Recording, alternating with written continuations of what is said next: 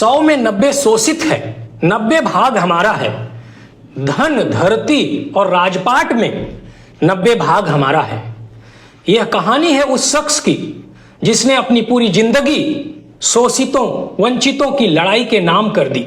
यह कहानी है उस इंसान की जिसने 52 साल के अपने छोटे जीवन काल में पूरी व्यवस्था को चुनौती दे डाली। यह कहानी है शोषितों के मसीहा, बिहार के लेनिन बाबू जगदेव प्रसाद की। 1922 का साल था। बिहार के जहानाबाद जिले का एक छोटा सा गांव कुर्था, यही कुर्था प्रखंड के कुरहारी ग्राम में एक किसान परिवार में 2 फरवरी 1922 को जन्म हुआ उस बच्चे का, जो आगे चलकर करोड़ों दलित पिछड़ों का मसीहा बना।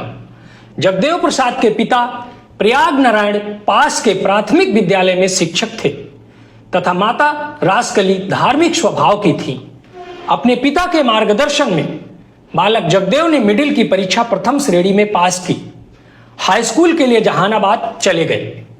बचपन से ही जगदेव ने अन्याय और ऊंच नीच को अपनी आंखों से देखा। गांव के स्कूल में उन्हें बार बार अपमान सहना पड़ता। ऊंची जाति के बच्चे अलग बैठते, उन्हें पानी तक छूने नहीं दिया जाता। लेकिन यही अपमान उनके दिल में आग बन गया।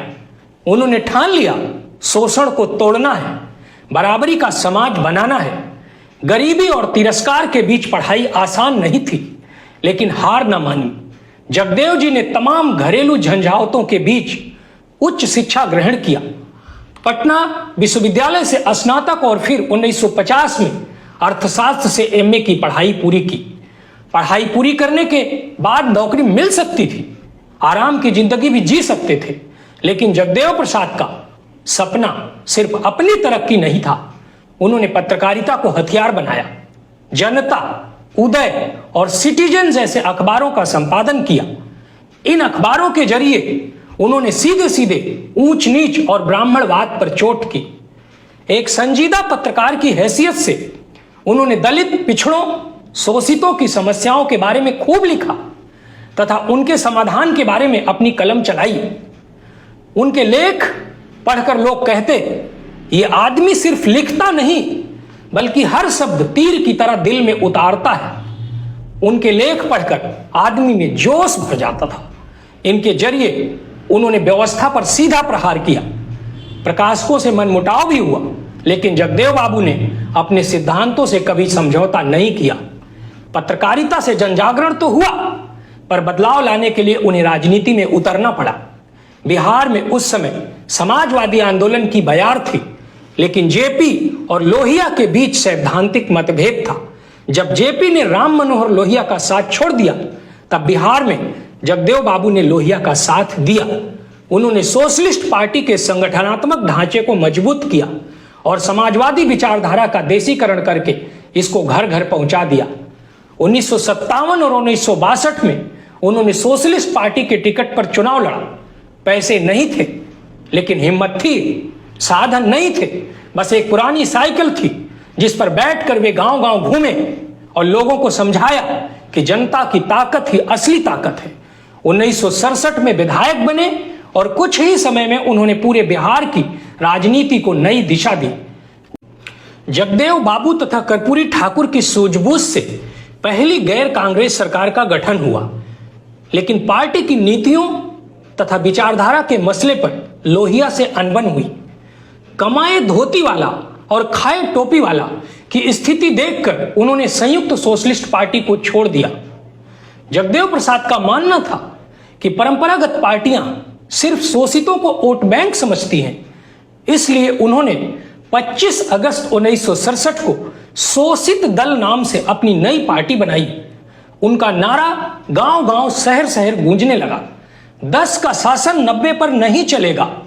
उनका यह संदेश पूरे उत्तर भारत में आग की तरह फैल गया।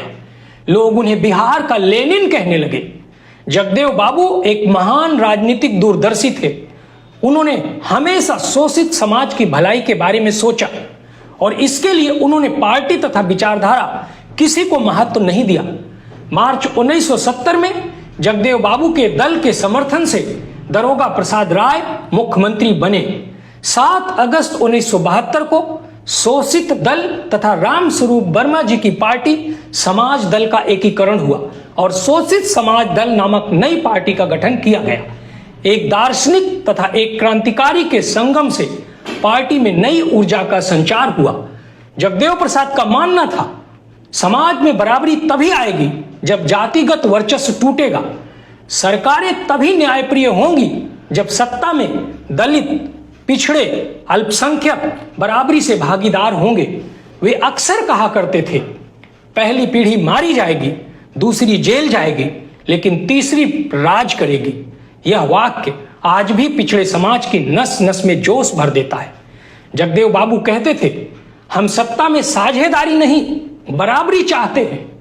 उनका सपना था एक ऐसा समाज जहां जाति और जन्म से नहीं बल्कि मेहनत और प्रतिभा से इंसान की पहचान हो। सन 1974 में महंगाई और भ्रष्टाचार चरम पर थे। देश भर में इसके खिलाफ आंदोलन चलने लगा। जगदेव बाबू ने भी इसके खिलाफ आवाज उठाई। वे जयप्रकाश नारायण के नेतृत्व में चलने वाले आंदोलन में शामिल नहीं हुए। उनका मानना था कि इसका नेतृत्व गलत लोगों के हाथ में है। उन्होंने अपने स्तर से इसके विरोध में आंदोलन शुरू किया। फिर आया वह दिन 5 सितंबर 1974।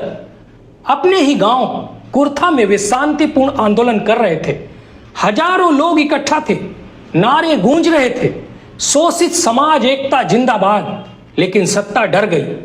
सत्याग्रहियों पर पुलिस ने अचानक हमला कर दिया। जगदेव बाबू चट्टान की तरह जमे रहे और अपना क्रांतिकारी भाषण जारी रखा, किंतु वह विरोधियों के पूर्व नियोजित जाल में फंस गए।